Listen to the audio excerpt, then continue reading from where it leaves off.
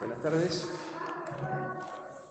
Bueno, es un privilegio, un placer, una responsabilidad venir a abrir la Biblia, compartir la palabra de Dios con todos ustedes. Leamos en Mateo capítulo 26.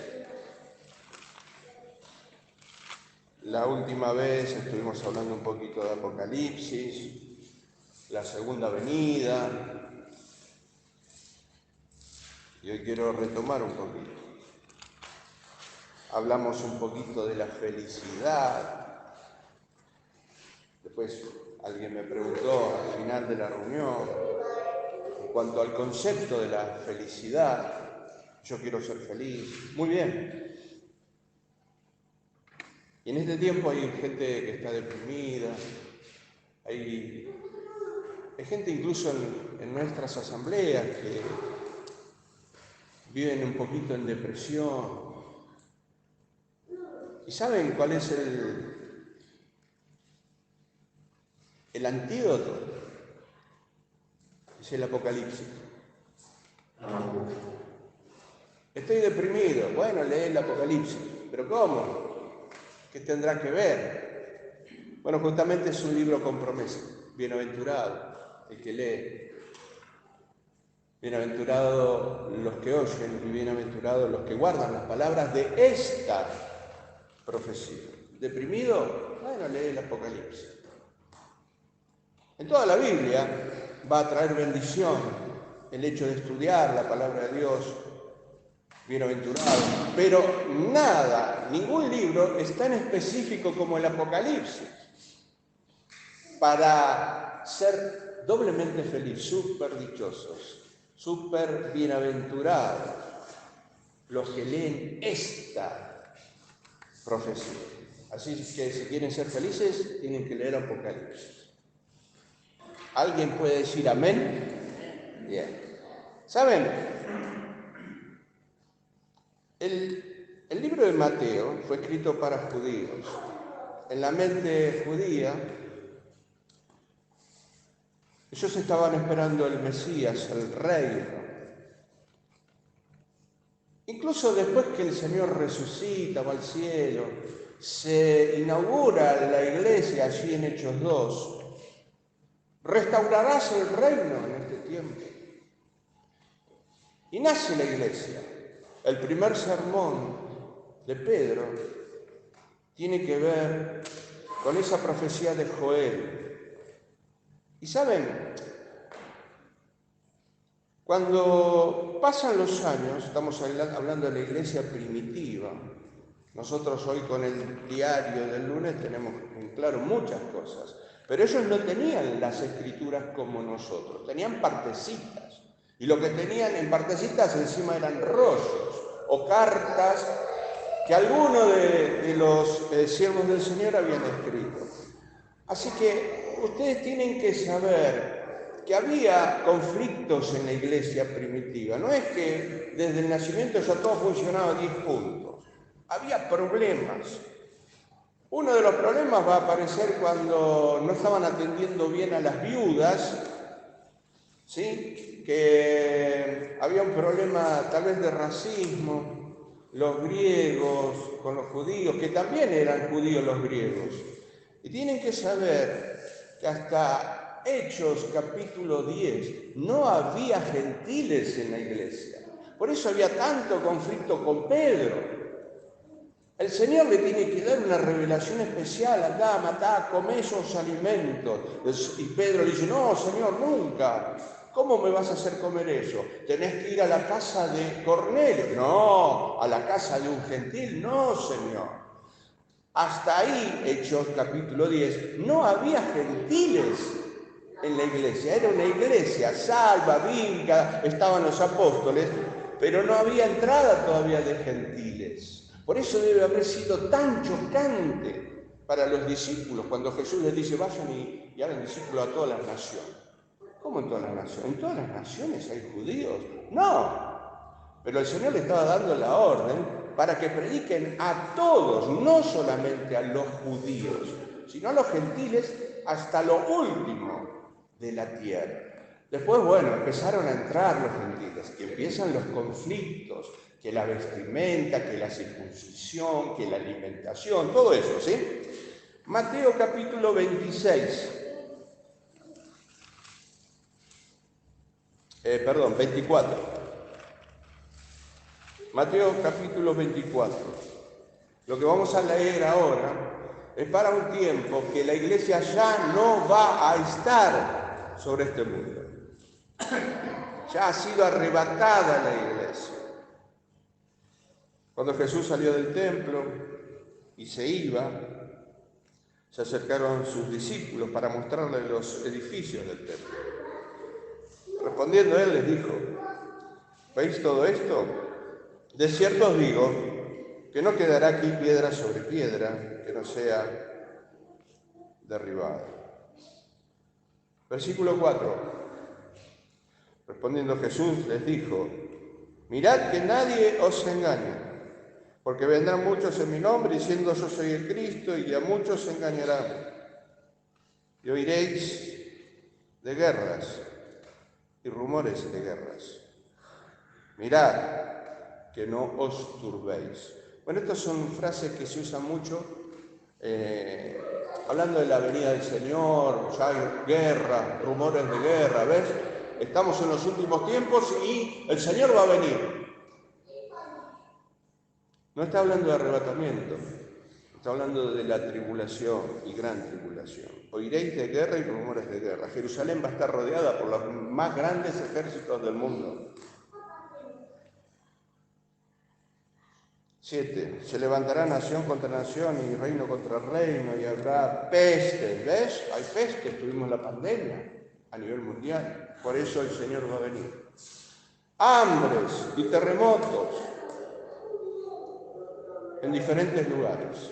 Bueno, este es más o menos el argumento de muchos para decir que el Señor está por venir. Hambres hay en todo el mundo, en unos países más que en otros. Terremotos también. Guerras. Desde el Génesis tenemos guerras. ¿Y qué estoy diciendo? ¿Que esto no se va a cumplir? Sí, se va a cumplir, pero no es específicamente para este tiempo, sino para el tiempo de la gran tribulación.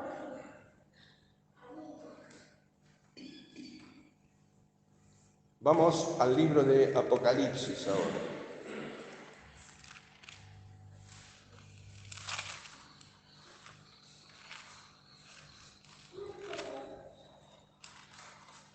Un libro precioso, maravilloso.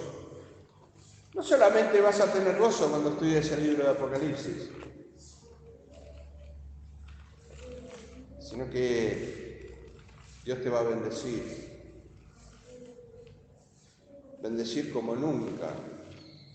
Por más que alguno diga, pero yo no lo entiendo, o yo soy nuevo, me cuesta entender Apocalipsis.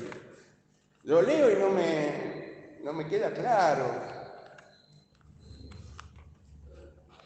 Bueno, también deberías leer Daniel, Zacarías y el libro de Ezequiel como un complemento.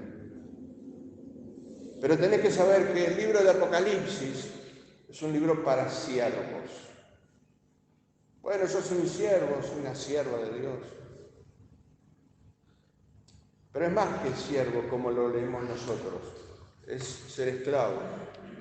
Cuando hablamos de esclavo, entonces ya no tenés voluntad propia. Mucho del servicio que se hace en nuestras congregaciones tiene que ver con hacer lo que a mí me gusta, lo que yo siento, pero no tiene que ver con obediencia, con hacer la voluntad de Dios. Me refiero puntualmente a muchas cosas que hacemos religiosamente, por costumbre, por inercia, pero no por obediencia. El siervo, el esclavo de Dios, no tiene voluntad propia, no hace lo que le parece. Se mueve en obediencia, hace la voluntad de Dios y eso lo acerca a Dios. Y es tan fácil confundirse, pensar que estamos sirviendo a Dios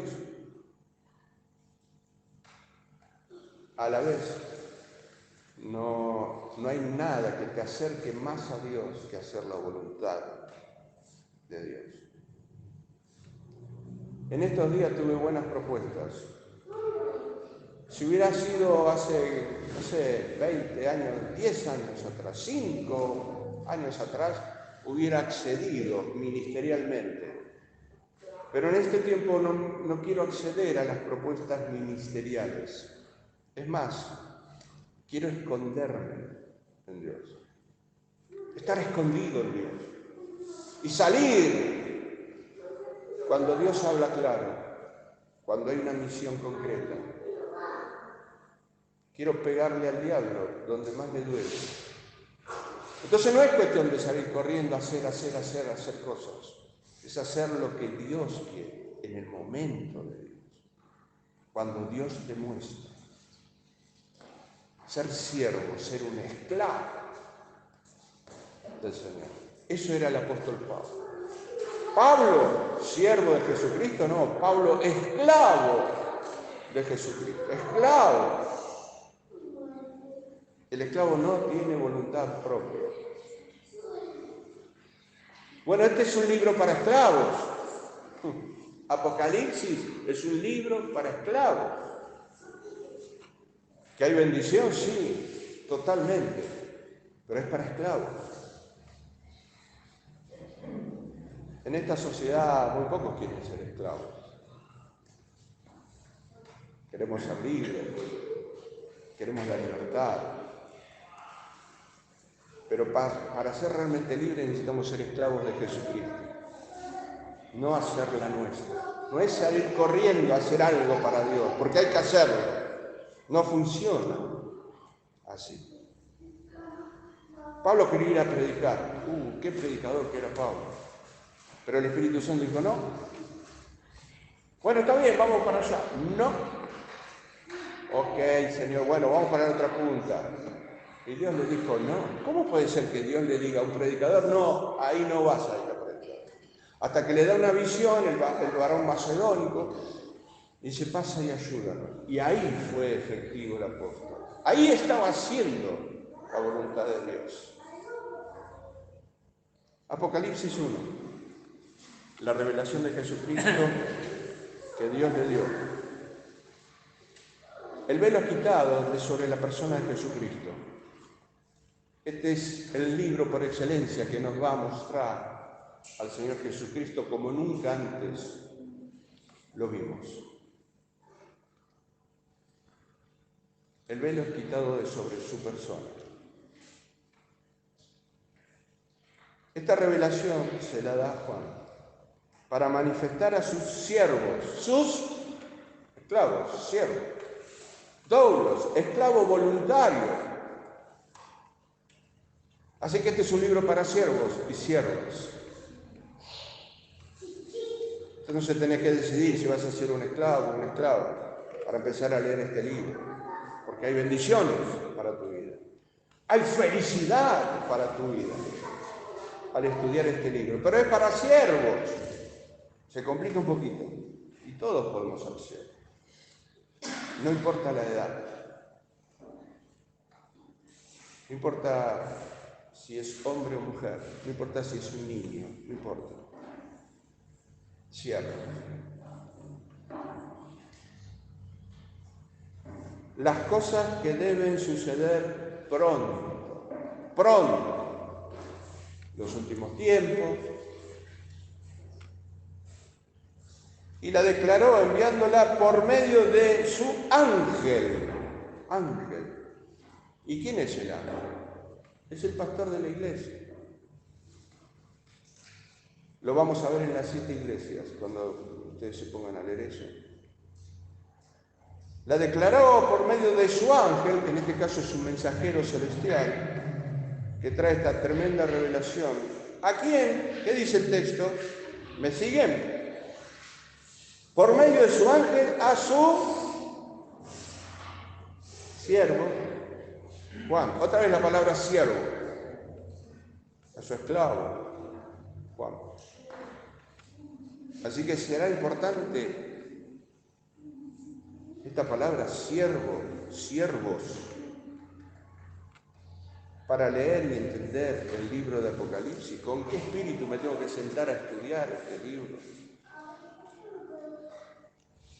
3. Bienaventurado el que lee, doblemente feliz el que lee.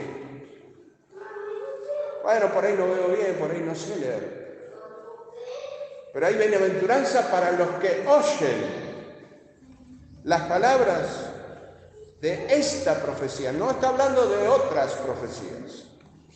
La Biblia está llena de profecías.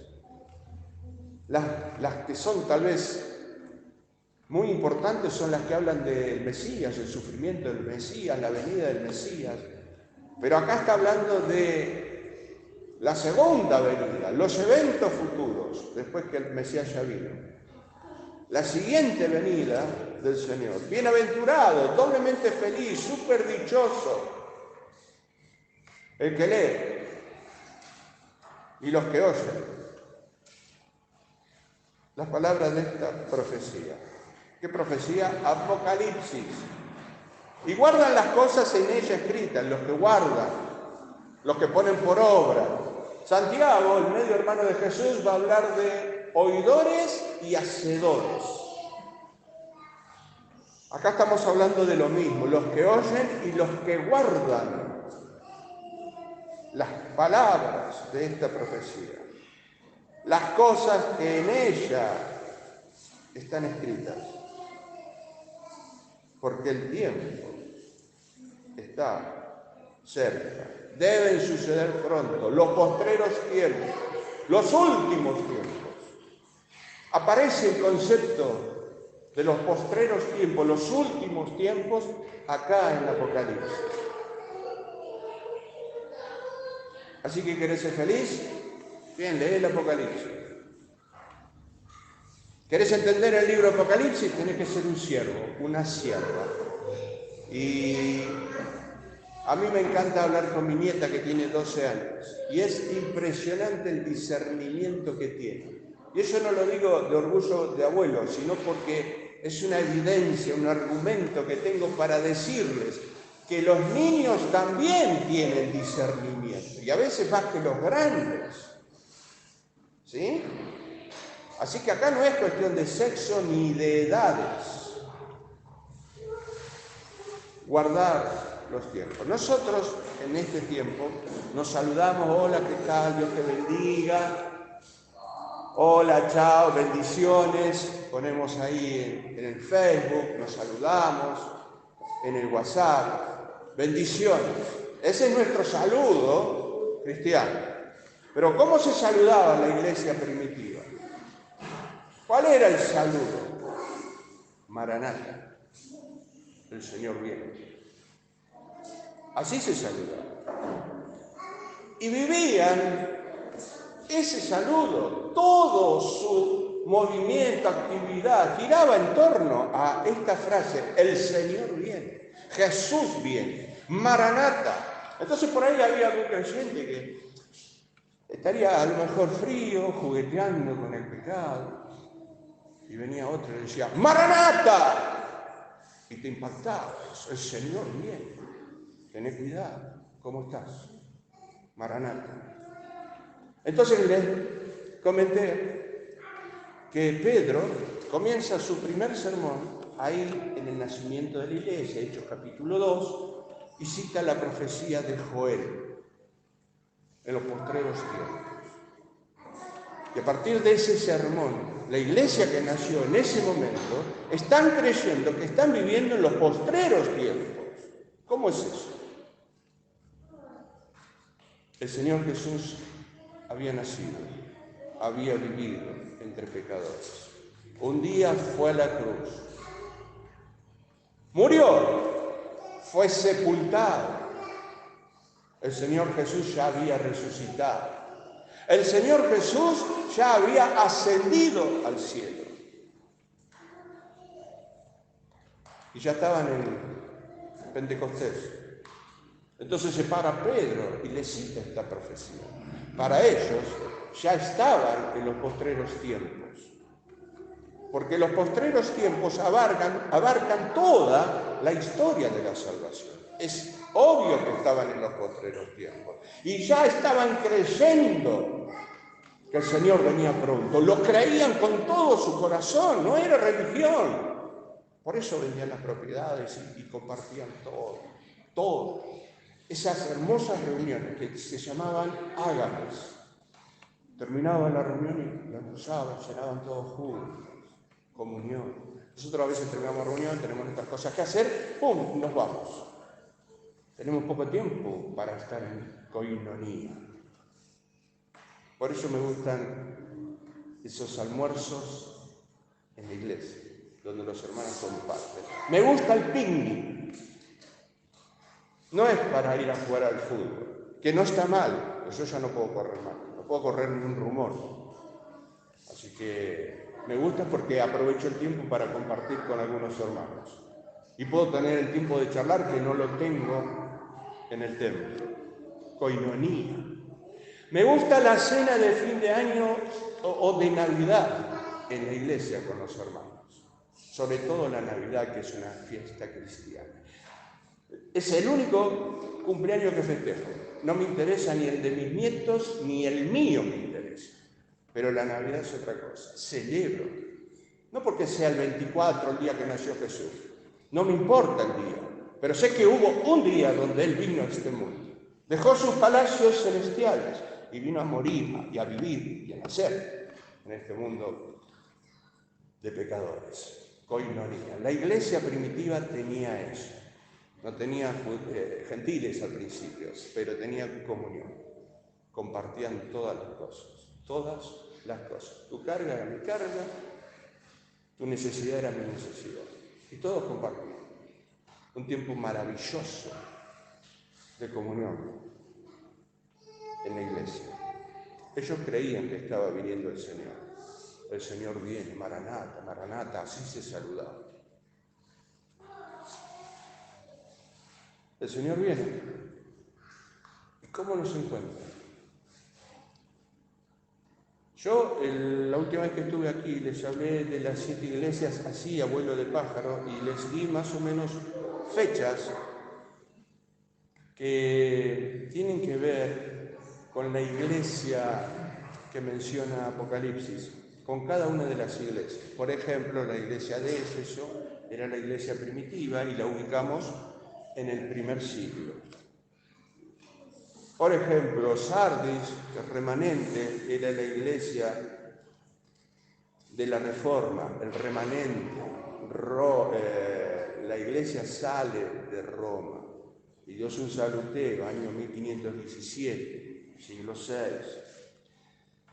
La iglesia de Filadelfia, la iglesia misionera, los grandes misioneros que vemos en películas, en los libros, en las biografías, William Booth,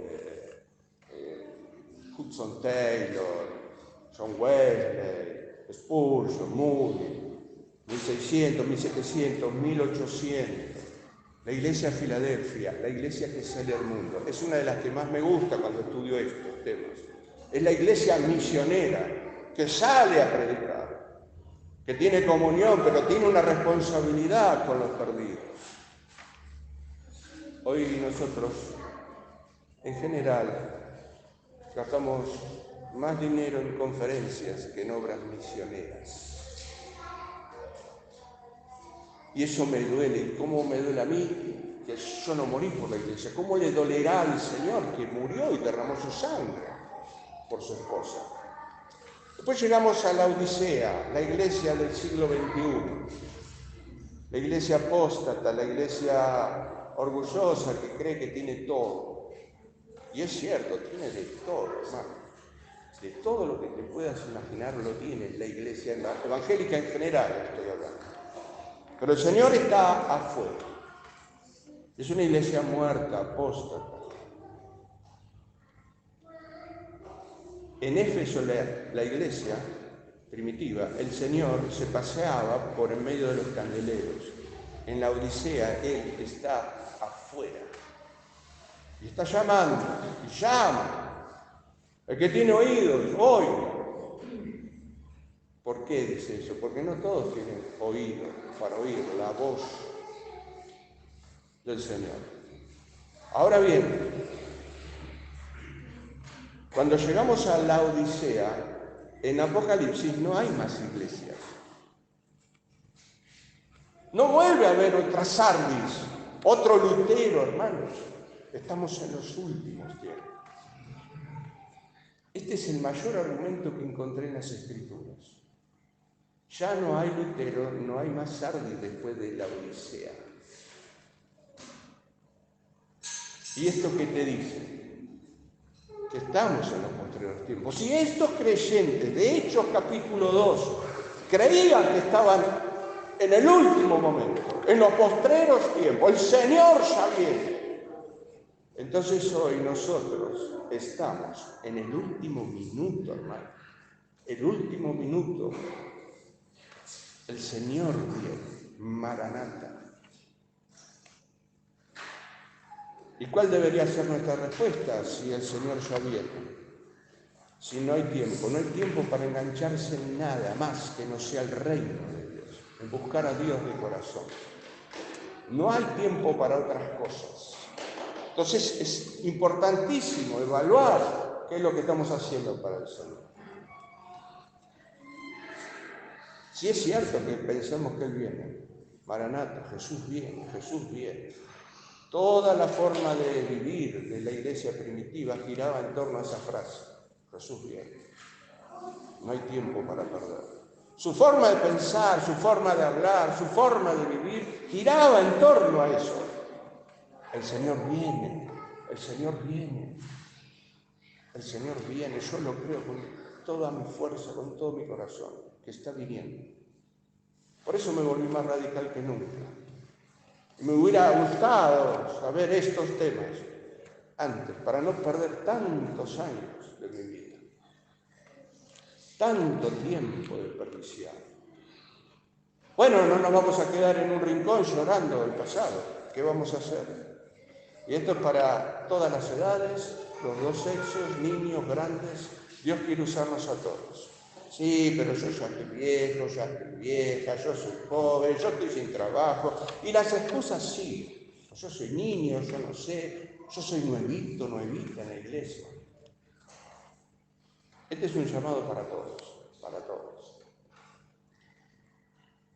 En la iglesia del Señor encontramos muchas excusas. Pero a mí me llama la atención cuando Jesús lo llamó a Pedro. Ya le había dado un ministerio. Vas a ser pescador de hombres. Qué bueno. Y dejaron las redes, dejaron la pesca. Alguno dejó de trabajar de publicano, Mateo, Leví. Dejaron su trabajo. Un día, Él los reúne y les dice, me voy a ir. ¿Cómo? Sí. El reino, yo creo que el reino estaba cerca. Sí, me van a matar, me van a traicionar. Me voy a ir. Les voy a mandar otro consolador, quédese tranquilo. No, Señor, ¿cómo te vas a ir? Voy a ir a la cruz. Y antes Pedro dijo, no, maestro, que nada de eso te acontezca. ¿Cómo vas a ir? Me voy a ir. ¿Y ahora qué hacemos nosotros? Yo dejé mi trabajo. Hace 3 años que te estamos siguiendo. ¿Cómo seguimos ahora? Aparte yo pensé que habíamos encontrado al Mesías. Ahora, ¿cómo puede ser que el Mesías va a morir? ¿Qué clase de Mesías es? Si es Mesías no puede morir. Y yo estaba esperando el reino y creí que encontramos al Mesías. Pedro, vas a ser un pescador, le dio un ministerio y se fue. Y se quedaron tristes. La noche más triste de sus vidas. Allí en la última Pascua, la última cena, no entendían nada. Y se mueren. Y Él les hace un encargo cuando resucita. Espérenme en Jerusalén. Y ellos, ¿saben qué hicieron? Se fueron a pescar. Volvieron a las redes. Sí, hay unos locos que dicen que resucitó. Vinieron las buenas mujeres que dicen que resucitó. Se apareció a un par de discípulos por ahí camino de Emaús. Dicen que lo vieron. Pero ya hace varios días que está muerto. Y nosotros estamos acá. Yo me voy a pescar, dijo Pedro. Yo también me voy. Vamos a volver a lo de antes. ¿Qué va a hacer? Se acabó el sueño. Yo pensé que iba a venir a reinar y que iba a poner justicia, que iba a librarnos de los romanos. Yo pensé tantas cosas. Pero se terminó el sueño. Y allá están pescando. Y no pescaron nada porque lejos del Señor no hay ninguna bendición. Y por ahí en la playa aparece alguien. Hijitos, ¿pescaron algo? No. Toda la noche, perdiendo el tiempo en las cosas de este mundo, por falta de fe. Y les preparó el desayuno. ¿Qué desayuno preparó el Señor? Salieron del agua y estaba todo listo, todo preparado. Pedro, ¿me amas? ¿Me amas? Con ese amor total, ágape. El súper amor de Dios. ¿Me amás con ese amor? Sí, Señor, vos sabés que yo te quiero. Le respondió Pedro. Sabés que te aprecio. Pastorea mis ovejas. ¿Qué haces con el barquito? ¿Qué estás haciendo? Pastoreando. Pedro, ¿me supera más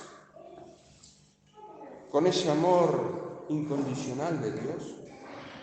Sí, Señor, vos sabés que yo te aprecio, le dije. No te puedo mentir, Señor, si no sabés todas las cosas. Sabés que si yo te llevo a decir que te amo con amor, ágape, vas a decir, ¿por qué me desobedeciste? Si me amás, guardá mis mandamientos, les había enseñado Jesús. Así que apela a la omnisciencia de Jesús. Vos sabés que yo te quiero. No le podía mentir descaradamente en la cara. Porque el Señor le hubiera dicho, ¿por qué no me obedeciste, Pedro? ¿Por qué? Y la tercera vez, ¿me apreciás, Pedro? Señor, tú sabes todas las cosas. Vos sabés que yo te quiero, te aprecio. Ya no había forma de engañar al Maestro. A pesar de todo, en su gracia, el Señor le dice, pastorea mis ovejas. 3 veces le está diciendo al fracasado Pedro, pastorea mis ovejas, pastorea mis ovejas, pastorea mis ovejas, para eso te llamé. Y si miramos la vida de Pedro, yo me identifico tanto con Pedro. Negó al Señor, pudo haber caminado sobre las aguas, hizo 2 pasos y se hundió. Casi se ahoga Pedro. ¿Imaginás la fe de Pedro si hubiera creído un poquito más? Se hubiera puesto a correr arriba del agua. Pero desconfió, miró donde no tenía que mirar, las olas, la tormenta, a veces como miramos nosotros. Un día agarró la espadita, que era una espada corta, casi como una daga, y quiso ir contra el ejército romano, cuando le cortó la oreja a Malco. ¿Qué hace Pedro? El atolondrado, el arrebatado, como yo. Con una espadita él solo contra el ejército romano. ¿Qué estás haciendo, Pedro? Pedro, yo me identifico con Pedro. Y el Señor, justamente, es esa la clase de gente que Dios está buscando. Yo fracasé muchas veces. Vos sabés, Señor. Bueno, justamente esa es la gente que Dios está buscando esta noche acá. Justo la clase de hombres y mujeres que estoy buscando, dice el Señor. Podés dar un montón de cosas, pero no hay tiempo. Jugátela como se jugó él. Creele, amalo, obedecele. No importa la edad, no importa la condición de cada uno de nosotros. Justamente esa es la persona que está buscando el Señor esta noche, aquí, en este lugar. Justo es la persona que estoy buscando, dice el Señor. ¿Qué vas a hacer esta noche? ¿Qué decisión vas a tomar? ¿Querés felicidad? Leer Apocalipsis. ¿Querés entender Apocalipsis? Tenés que ser sincero.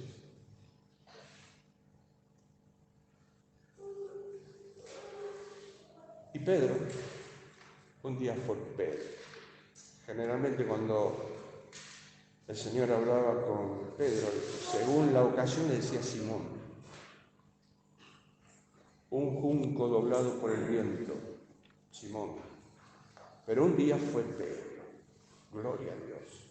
Un día fue una roca firme. Y ese Pedro es el que predica allí en Hechos capítulo 2. Y les dice, estamos en los posteriores tiempos, ya se cumplió todo. Maranata, Maranata. Vamos a ponernos de pie. Y vamos a tomar una decisión. No podés decir, yo no escuché, yo no entendí. Hoy tenés que tomar una decisión. ¿Qué vas a hacer? Tiene que haber un antes y un después. Y se tiene que notar en esta congregación. Hay necesidades, sí, pero tenés que oír la voz de Dios para que Él te guíe en lo que tenés que hacer. Hay lugares para cubrir, hay ministerios para realizar. No le pongamos más excusas al Señor, tenemos todo. Lo que faltan son corazones. No importa la edad, hermano, no importa la plata. Todas las cosas de Dios, en el tiempo de Dios, se hacen con los recursos de Dios. Señor Santo, te damos gracias por este momento. Gracias por mis hermanos en este lugar. Señor, oímos tu palabra, Padre, y tenemos que tomar una decisión, porque la indecisión es la peor de las decisiones. Tal vez nos acordamos de Pilato, que fue indeciso, no sabía qué hacer. Y todos estos años en el infierno, Señor, se estará lamentando de no haber tomado una decisión, la decisión correcta, Señor. Hoy tenemos esta maravillosa oportunidad, una oportunidad que nos da tu gracia. La gracia que le manifestaste a Pedro, Señor, nos manifestás a cada uno de nosotros. Pastorea mis ovejas, sí. Edifica mi iglesia hasta que yo venga. Y sabemos por tu palabra que estamos realmente en los postreros tiempos. En el último minuto antes que tú vengas.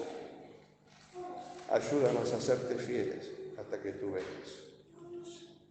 Fieles, Señor, a predicar tu palabra, tu mensaje, las verdades que hacen libre a la gente. Verdades que glorifican tu nombre. Ayúdanos, Señor, en este tiempo tan difícil. Bendice a cada uno de mis hermanos aquí presentes. Tú los amas, Señor. De tu sangre por cada uno de nosotros, Señor. Gracias. Y estás a punto de arrebatar a tu iglesia, a tu amada esposa. Ayúdanos a que estemos sin mancha, sin arrugas, con vestiduras blancas, esperándote, Señor, esperándote a ti, Señor. En el nombre del Señor Jesús. Amén. Amén.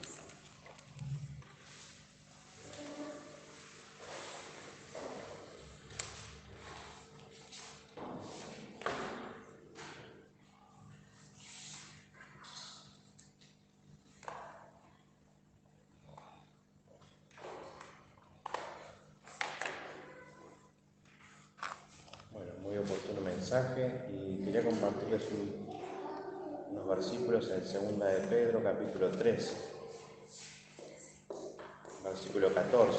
Por lo cual, oh amados, estando en espera de estas cosas, procurad con diligencia ser hallados por Él sin mancha e irreprensibles en paz. Y tened entendido que la paciencia de nuestro Señor es para salvación, como también nuestro amado hermano Pablo, según la sabiduría que le ha sido dada, os ha escrito. Y en el versículo 17, así que vosotros, oh amados, sabiéndolo de antemano, guardaos, no sea que arrastrados por el error de los inicuos, caigáis de vuestra firmeza. Vamos a pedirle a Lucho una oración para terminar. Aquí estamos en tu presencia, buen Padre Santo, por ese privilegio que tenemos de ser invitados por ti, a estar con tus santos, a anhelar conocimiento, sabiduría. Sobre todo, dice el proverbio, hijo mío, adquiere sabiduría. Y oh Dios, ella está en tu palabra. Y el principio de ella es el temor que tú pones en el corazón de tus santos, de tus redimidos, de tus amados. Por eso, Señor, qué oportuno, qué grato, Señor, es ser alentados por ti, sabiendo que todas estas cosas habrán de acontecer. Y tal vez, amado Dios, para algunos de nosotros sea el último mensaje antes de conocerte. Abrir los ojos en tu presencia, por lo cual un día, Señor, nos sacaste de la inmundicia. El salmista dice: del pozo cenagoso del pecado, y nos soltaste en lugares deleitosos con Cristo. Te alabamos y te damos muchas gracias, amado Dios, porque eso es lo que hemos vivido esta tarde frente a tu palabra. Y al volvernos a nuestros hogares has abierto el apetito del hambre de, Señor, tu Espíritu. Seguir hurgando en tu santa palabra, porque no nos alcanza el deleite tan efímero, pero que tenemos por delante ante la eternidad, caminar tomado de la mano de Dios. Padre Santo y Dios del cielo, acompáñanos de regreso a nuestros hogares con tu paz y tu bendición. Gracias por Jorge y su familia, Señor. Acompáñanos de regreso a su hogar y, Señor, con el gozo de haber servido al Dios vivo y verdadero. Tu palabra está en nuestros corazones, Señor, y tu Espíritu nos ayuda a discernirla.